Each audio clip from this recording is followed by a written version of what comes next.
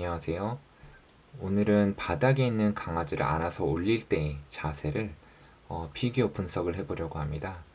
오늘 제가 이 사진을 구글에서 우연히 검색을 해서 발견을 하게 되었는데, 처음에 이 이미지를 발견했었을 때에는 어느 알렉산더 테크닉 교사가 레슨을 받기 전인 1번 사진과 레슨을 받은 후인 2번 사진을 비교를 하려고 했구나 라고 생각을 했었는데, 이분의 사이트에 들어가서 보니까 강아지를 안아서 들어 올리는 여러 가지 자세에 대해서 설명을 해 놓았더라고요.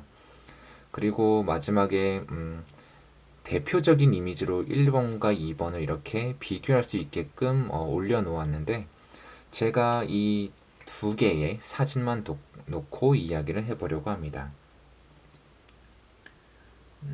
1번 사진의 자세를 보면은 무릎을 쫙 핀 상태로 상체를 숙여서 강아지에게 팔을 뻗어서 내리고 있고요.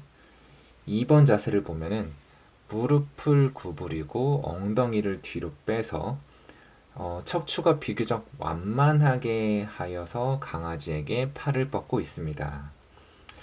그 아마도 1번 자세보다 2번 자세가 더 편하다는 것을 말을 하고 싶었던 것 같은데, 제가 보기에는 1번 자세도 사람에 따라서 크게 나쁘지 않고 2번 자세가 반드시 좋다라고 100% 동의하기는 어려울 것 같습니다. 1번 자세를 한번 보실까요?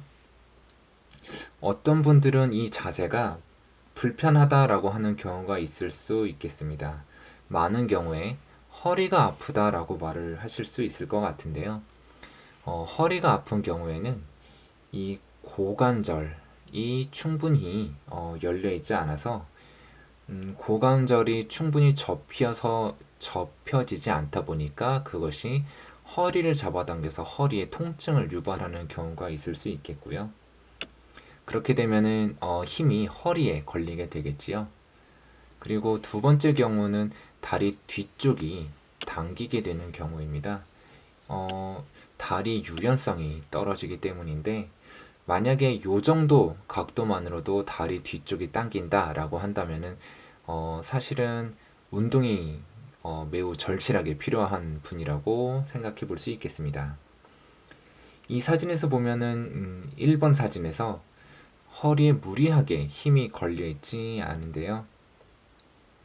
다리 뒤쪽이 당겨질 만큼 골반이 뒤로 빠져 있지도 않습니다. 그래서 이 1번 사진 속의 이 여자분이 이 사진을 찍을 당시에 허리나 다리가 그렇게 크게 불편하지는 않았을 거라고 생각이 드네요. 더 낮은 위치로 손을 뻗거나 무거운 곳을 드는 것이 아니라면은 사실 1번과 같은 자세도 크게 무리는 없습니다. 물론 사람에 따라서 뭐 고관절의 사용 여부나 뭐 다리의 유연성 이런 것들이 좌우를 할 수도 있겠고요. 다만 강아지는 그렇게 무거워 보이지 않기 때문에 여기서 조금 더 조언을 한다면은, 여기서 무릎을 조금 더 앞으로 나아갈 수 있게끔 구부려 준다면 훨씬 더 편안하게 강아지를 안을 수 있을 것 같습니다. 제가 앞서서 이 2번 사진이 편한 자세라고 100% 동의하기 어렵다라고 한 이유가 있습니다.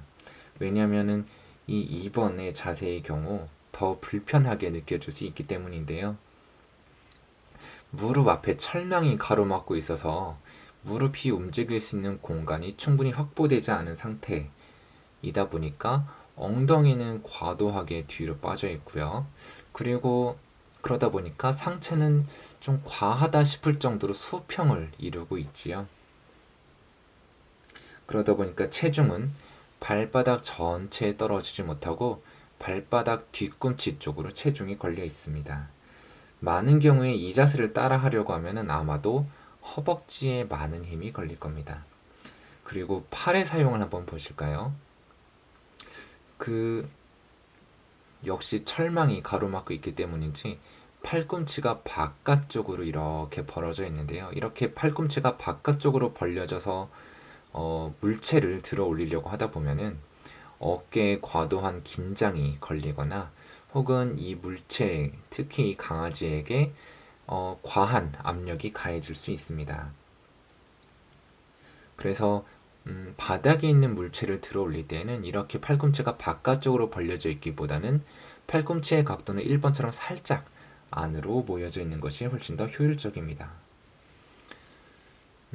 사실 1번도 제가 뭐 100% 마음에 드는 것은 아니지만 2번 사진 역시 제가 100% 마음에 드는 효율적인 자세는 아니고요.